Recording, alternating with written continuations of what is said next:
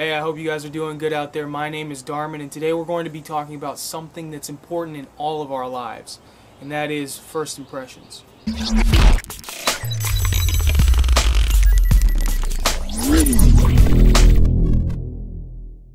So why is making a good first impression even important?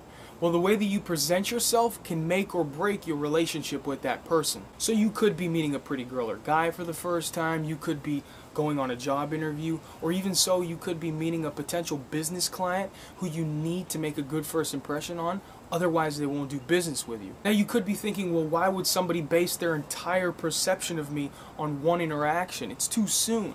But the truth of the matter is that most people do actually do this, and their first impression of you is really hard to change. Nalini Ambati, a professor at Tufts University, did a study where she asked first-year students to rate their lecturers on things like openness, likability, and so on. 2 years later, those same students were asked to evaluate those lecturers, and the results showed that their first impression was almost exactly like their last. So those 2 years only helped to solidify their first impression. So much for not judging a book by its cover. So it's obviously important to make a good first impression, but I will point out that you shouldn't go around trying to make everybody like you, because that's not the way that life works. Some will like you and some won't. So number one, you have to start off in a friendly way. This is highly, highly important.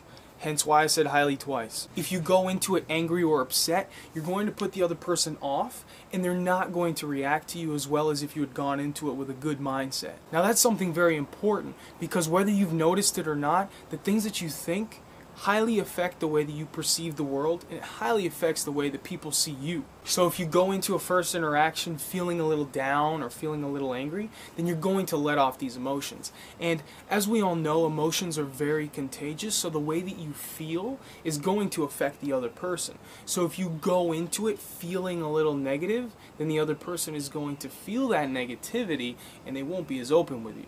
However, if you go into it with a good mindset, you're happy, you're willing to meet this person, then they're going to sense these emotions and they're going to feel much better about you. Number two, a good smile. Now this is something that a lot of people tend to overlook, but it's so important and it's very, very effective. It shows the other person that you're friendly, that you're willing to get to know them, and it really starts you off on the right foot. Because think about it, if you're meeting somebody for the first time and they give you a stone face, or they look angry, well, hopefully they're not looking at you angry, but either way you're not going to feel as good about them. But if you're meeting somebody for the first time and they give you this big and genuine smile, then you're going to feel much better about them. And it's a great way to attract that pretty girl or guy you've been looking at. So when should you use a smile? Well, you should always start and end a conversation with a smile. Throughout the conversation, you should smile to show the other person that you're interested in what they have to say and that you're being attentive and paying attention. Now, you shouldn't overdo a smile because it can actually lead to a sense of awkwardness, so just keep it natural. Number three, good body language. Now, a lot of people will stand with their hands in their pockets, or they'll cross their arms, or they'll stand at an angle where they're not completely facing the other person.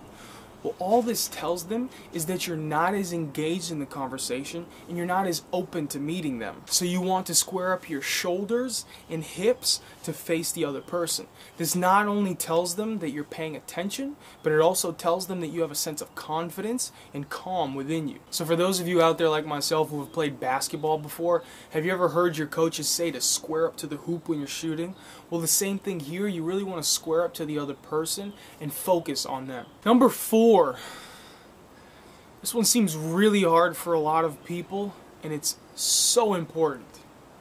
You have to listen. A lot of people just love to talk. Instead of listening when it's the other person's turn, they're just in their heads thinking about what they're going to say next. Oh yeah, that's really good. But ladies and gentlemen, there are two parts to a conversation.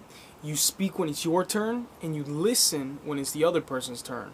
Did I just blow your mind? This is crucial because when we feel that we're being listened to and that the other person is taking our opinions into consideration, then this makes us feel really good about ourselves and is directly tied to our need for self-worth and our need to feel important.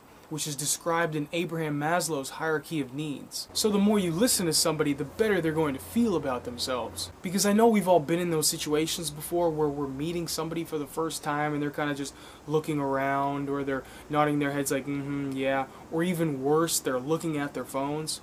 Pay attention to the other person. This is one of the most important things that you can do, and it's a surefire way to make a great first impression. Number 5, find commonalities. Now this is really important because ultimately we like people who are like us. So the more common ground you have with somebody, the better opportunity you have to not only make a good first impression, but to build on that relationship. Now you shouldn't have to force commonalities, you shouldn't have to look for them intently or necessarily agree with everything the other person is saying. You should show that you're different, but ultimately you should try to find some sort of common ground because it can enhance that impression that you make. Number 6, dang, you look good.